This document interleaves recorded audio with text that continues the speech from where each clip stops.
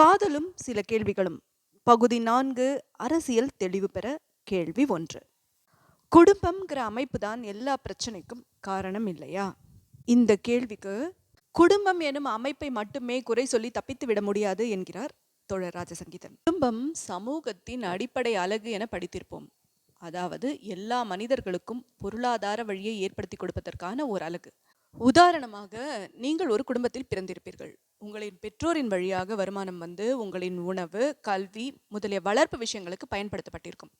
இவற்றுக்கு இடையே உங்களின் அப்பா அம்மா இருவருக்கும் இடையிலான உறவும் அவர்களுடனான உங்கள் உறவும் அமைகிறது. குடும்பம் ஒரு பொருளாதார யூனிட்டாக இருத்தப்படும் சமூகத்தில் அதில் பொருளாதாரம் மட்டுமே பிரதானமாக இருக்க முடியும்.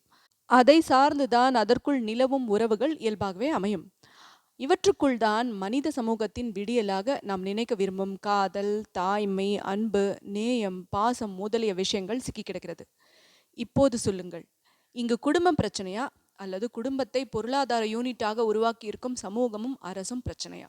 இயல்பாகவே இருவர் இணைய விரும்புகையில் அதற்குள் ஏற்படும் முரண்கள் அதிகம் இருக்கையில் அவர்களுக்கு நடுவே பொருளாதாரத்தையும் கொண்டு வந்து போட்டால் எத்தனை சிக்கல்கள் நேரும்.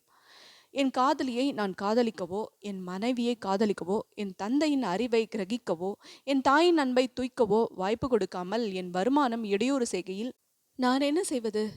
என் வருமானம் என்பதுதான் என் சொத்தாகிறது, என் வங்கி கணக்காகிறது, என் நிலமாகிறது, என் வாரிசுரிமையாகிறது, என் உறவுகளின் சொத்தாகிறது, என் குழந்தைகளின் எதிர்காலமாகிறது, சாதியாகிறது, வர்க்கமாகிறது. பிறகு என்னதான் செய்வது? குடும்பத்தை பொருளாதார யூனிட்டாக இருப்பது மாறி மக்களின் பொருளாதாரத்தை அரசு சுமக்க வேண்டும். அதுவே நியாயம். இப்படி ஒரு சமூகத்தை யோசித்து பாருங்கள். உங்களின் திருமணத்துக்குள் அரசின் தலையீடு இருக்காது. உங்களுக்கு குழந்தை பிறந்தால் அரசு பார்த்து கொள்ளும். உங்களுக்கும் உங்கள் குடும்பத்துக்குமான உணவை அரசே சமைத்து போடும். இவை அன்றி உங்களுக்கென ஒரு அரசு வேலை உத்தரவாதமாக இருக்கும்.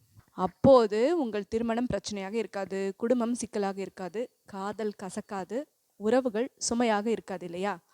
ஆம் எனில் அதுவே கம்யூனிச சமூகத்தின் குடும்பம்.